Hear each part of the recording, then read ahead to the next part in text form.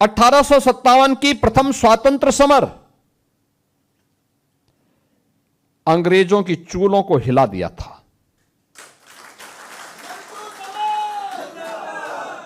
उन्हें लगने लग गया था कि अब बहुत दिनों तक हम भारत में शासन नहीं कर पाएंगे, और इसलिए उन्होंने उसके लिए उस समय जैसे ही प्रथम स्वातंत्र समर पर थोड़ी नियंत्रण करने में वे सफल हुए,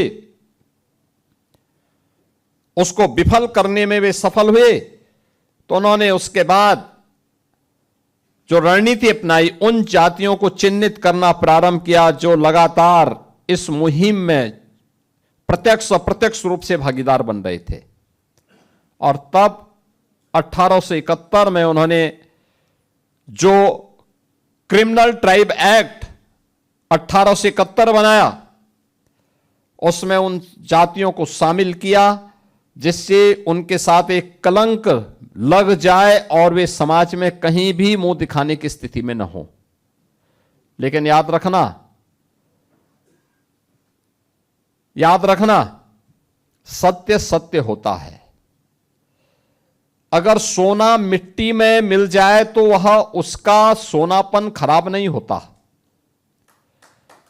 अगर कुछ देर के लिए सूर्य के सामने बादल आ जाएं तो सूर्य की उष्मा के सामने बहुत देर तक बादल ठहर नहीं पाते।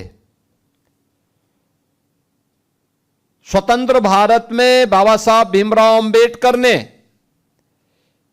क्रिमिनल ट्राइब एक्ट 1871 को तो समाप्त किया और विमुक्त जाति के रूप में इन जातियों को सम्मान दिया। ये अनुसूचित जाति, जनजाति, पिछड़ी जातियों में तमाम ऐसी जातियां हैं जो इन विमुक्त जाति के रूप में आज भी समाज के बीच में काम कर रही हैं।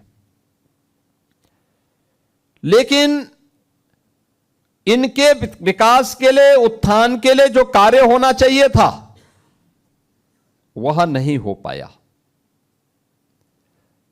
पहली बार 2014 में, आजादी के बाद पहली बार 14 में मोदी जी ने इसके लिए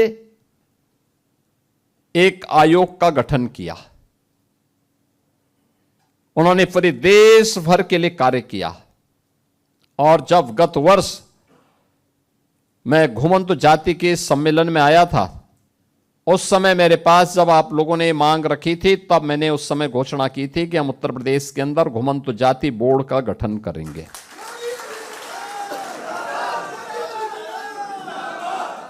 अब बोर्ड के गठन की प्रक्रिया आगे बढ़ी है। बहनों और भाइयों, पिछले 12 वर्ष में प्रधानमंत्री मोदी जी के नेतृत्व में भारतीय जनता पार्टी नेतृत्व की एनडीए सरकार केंद्र में कार्य कर रही है और भारतीय जनता पार्टी की एनडीए की सरकार पिछले 9-9.25 वर्ष से यूपी के अंदर भी काम कर रही है।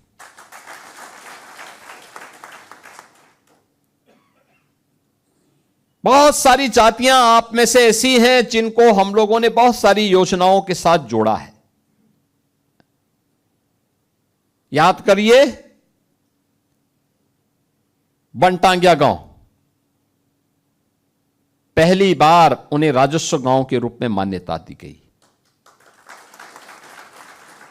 हजारों की संख्या में वे लोग आज समाज की मुख्य धारा से जुड़े हैं। मुसहर कोई पुरसा हाल नहीं था। उन्हें सभी प्रकार की सुविधाओं से युक्त करने का काम किया। थारू हो, गौड़ हो, चेरो हो, बुक्सा हो, कोल है, सहरिया है, ये जितनी भी जातियां हैं, इन सभी को हमारी सरकार ने, डबल इंजन की सरकार ने इन्हें शासन की योजनाओं से आच्छादित किया। उनके राशन कार्ड बनाए, जिनके पास जमीन नहीं जमीन के पट्टे उपलब्ध करवाए, जिनके पास आवास नहीं उन्हें प्रधानमंत्री आवास योजना या मुख्यमंत्री आवास योजना का लाभ दिलवाया गया, आयुष्मान भारत का कार्ड दिलाया गया, बिजली के कनेक्शन उपलब्ध करवाए गए, रसोई गैस के फ्री में कनेक्शन उपलब्ध करवाए गए, पेंशन की सुविधा से आच्छादित करने का कार्य, वृद्धावस्था पेंशन हो या निराश्रित महिला पेंशन हो या दिव्यांगजन पेंशन हो, इन सभी पेंशन से भी उन्हें आच्छादित करने का काम किया गया। ये सभी इसलिए क्योंकि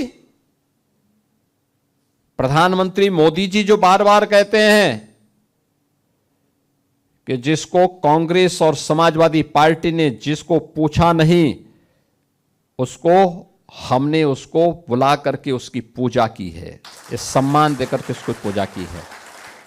क्योंकि हमारे लिए जनता केवल वोट बैंक नहीं है। बिना भेदभाव के भारत के लोकतंत्र के अंदर हर जनता को शासन की सुविधा का लाभ मिलना चाहिए। इसके लिए हमने जनार्दन के रूप में उसको सम्मान दिया है, उसकी पूजा की है। और यही कारण है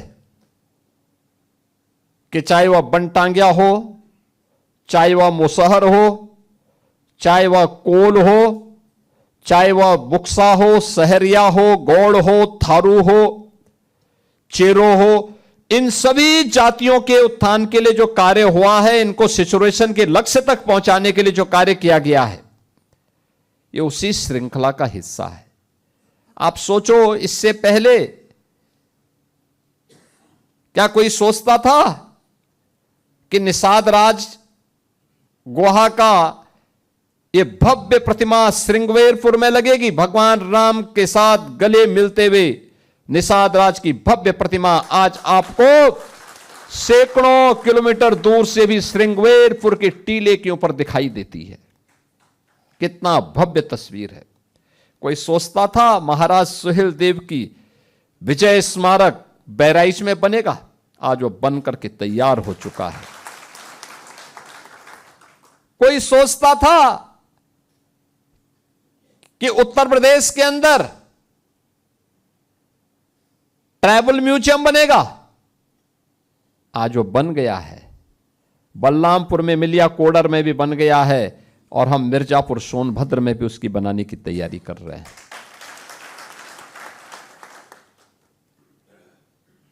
कोई सोचता था इन क्षेत्रों में विश्वविद्यालय बनेंगे? आज आजमगढ़ का विश्वविद्यालय महाराज सुहेलदेव के नाम पर, बहराइच का मेडिकल कॉलेज महाराज सुहेलदेव के नाम पर। कोई सोचता था कि उत्तर प्रदेश में महिला पुलिस बटालियन 3 गठित हुई और तीनों के नाम किसी न किसी वीरांगना के नाम पर। याद करिए, बदायूं में वीरांगना अवंतीबाई लोधी के नाम पर, लखनऊ में वीरांगना उदा देवी पासी के नाम पे, और गोरखपुर में वीरांगना झलकारी बाई कोरी के नाम पर।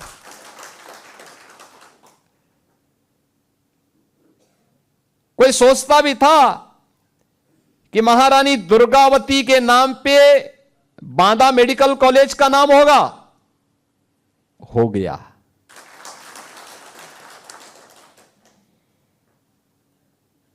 ये सभी कार्यक्रम उसी श्रृंखला के हिस्से हैं। यह बोर्ड जब कार्य करना प्रारंभ करेगा, ये बोर्ड इन सभी जातियों को चिन्हित करके फिर उन्हें सिचुएशन के लक्ष्य तक पहुंचाने के लिए, सिचुएशन का लक्ष्य का मतलब सभी योजनाओं से उन्हें लाभान्वित करते हुए उनके जीवन को स्तर को उठाने का प्रयास भी करेगा। घुमंतु जातियों के साथ साथ अनुसूचित जाति जनजाति के बच्चों के लिए सरकार ने अभी तक आश्रम पद्धति के विद्यालय प्रारंभ किए हैं, जहां पर उन बच्चों को अत्याधुनिक शिक्षा दी जाती है, उनकी लॉजिंग फूडिंग की फ्री में व्यवस्था की जाती है।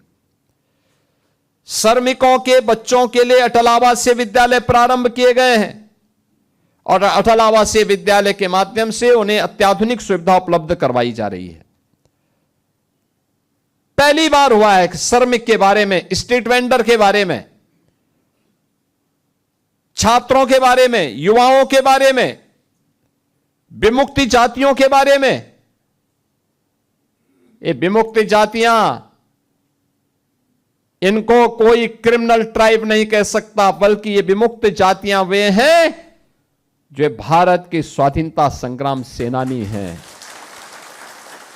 और स्वाधीनता संग्राम सेनानी होने के नाते जो सम्मान उनको प्राप्त होना चाहिए था, उस सम्मान को देने के लिए ये डबल इंजन की सरकार निकली है। और उसी सम्मान को प्रदान करने के लिए हम बार बार आपके बीच में आते हैं। मैं आज के इस अवसर पर आपको इस बात के लिए आश्वस्त करता हूं, और मैं मंत्री जी से भी कहूंगा कि बहुत शीघ्र बोर्ड का कार्य रूप आगे बढ़ना चाहिए। इसका गठन और इसका कार्य रूप, गठन के स्वरूप को हम थोड़ा चेंज करेंगे। हमारा प्रयास होना चाहिए कि उस गठन में हर एक जाति का कुछ न कुछ प्रतिनिधित्व भी देखने को मिले, बोर्ड में भी। इस रूप में उसका गठन करेंगे जिससे आवाज वहां तक पहुंच सके, उन्हें बुनियादी सुविधाओं से आच्छादित करने का प्रयास करेंगे। अब घुमंतु जाति को दर दर की ठोकर खाने के लिए नहीं, बल्कि सम्मानजनक जीवन जीने का एक अधिकार ये डबल इंजन की भाजपा की सरकार प्रदान करेगी। और यही प्रधानमंत्री मोदी जी का विजन है, और इस विजन को जमीनी धरातल पर उतारने का काम इस सरकार करेगी। इस विश्वास के साथ आज आप सब यहां पर उपस्थित हुए हैं। मैं इसके लिए आप सभी बंधुओं का मैं हृदय से धन्यवाद ज्ञापित करता हूं, आपका अभिनंदन करता हूं, और विश्वास करता हूं कि आप सभी मिलकर के समाज की मुख्य धारा के साथ जुड़ करके इस अभियान को आगे बढ़ाने का काम करेंगे।